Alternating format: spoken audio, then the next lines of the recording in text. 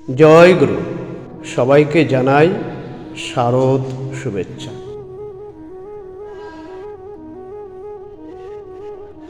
আজকে দুর্গা মণ্ডপগুলো আনন্দে ভরপুর, সবাই আনন্দে মত্ত। তো একটা কথা ভাবতে হবে, শুধু দুর্গাপূজা মাটির প্রতিমায় নয়, প্রত্যেকটি বাঙালির ঘরে ঘরে এই মা জীবন্ত হয়ে আছে। সেই মাকে ভালোবাসতে হবে। এরকম করে যদি মাকে ভালোবাসা যায় তাহলে দুর্গাপূজার সার্থক হবে। আর যদি মাকে ভালোবাসা না যায় তাহলে দুর্গাপূজার কোনো সার্থকতা নেই। যিনি জন্মদাত্রী মা, যিনি সেই প্রচ্ছদ করা নোংরা জায়গায় শুয়ে আমাকে বুকে ফুলে রেখেছেন, এরকম করে পৃথিবীতে এনেছেন আমাকে, সেই মাকে ভালোবাসতে হয় সবার আগে। অরবিন্দ বলছেন, মাকে ছাড়া বাঁচি কি করে, মা ছাড়া নাই করবো বলে। আমার নকুল বিশ্বাস বলছেন, যে মাকে ভালোবাসে না সে আমার গান শোনে না। মাকে ভালো না বাসলে তার জীবনের কোনো মূল্য নেই। আমার ঠাকুর ছোট্ট একটা বাণীতে বলেছেন যে মাতৃভক্তি অটুট যত, সেই ছেলে হয় কৃতি তত। তাই মাকে বেশি বেশি ভালোবাসতে হয়, মাকে বেশি বেশি ভালোবাসতে হয়, তাহলে অনেক বড় হওয়া যায়। পিতাই ছোদ্দা মায়ে টান, সেই ছেলে হয় সৌম্য প্রাণ।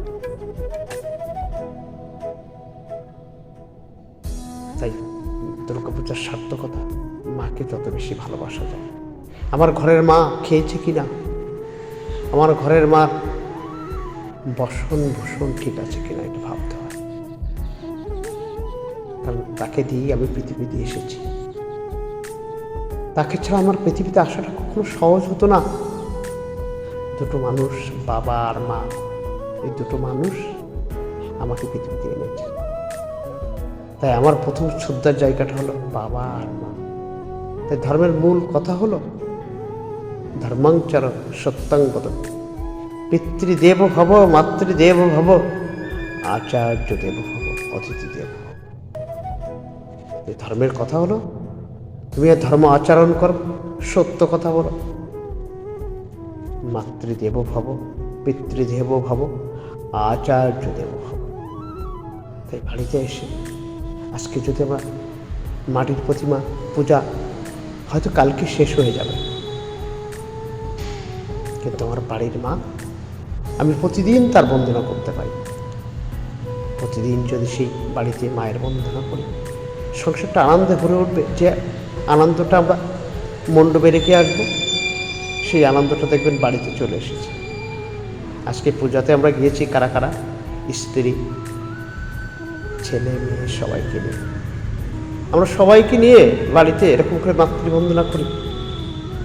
এই মানুষটা পৃথিবী থেকে আমাকে এনেছিল। এরকম করে আপনি ভাবেন, আপনার স্ত্রী ঠিক সেই শ্রদ্ধার জায়গাটা মাকে বসাবে। আপনার ছেলেটা না প্রতিদিন মাকে, আপনাকে প্রণাম করবে, সে তার মাকে বন্দনা করবে, আপনি আপনার মাকে বন্দনা করবেন। এরকম করেই একটা শ্রদ্ধার জায়গা তৈরি করুন সমাজে, তাহলে পৃথিবীতে আবার ভালো মানুষ আসা সম্ভব। পৃথিবীটা বড় অভাব হয়ে গেছে, সেটা হলো ভালো মানুষের অভাব। সব চলছে, ভালো মানুষের বড় অভাব। তাই রবীন্দ্রনাথ, নেতাজি সুভাষ বসু, সেই ভালো ভালো আত্মাগুলো আর পৃথিবীতে আসতে পারছে না। কারণটা কি? সেদিনের মায়েরা সেই মাতৃ শ্রদ্ধার আসনটা পেয়েছিল, আজকে আর নেই। আজকে মারা সমাজে বড্ড উপেক্ষিত। সকলের শান্তি স্বস্তি কামনা করে আমার সংক্ষিপ্ত কথা এখানে শেষ করছি। জয় গুরু।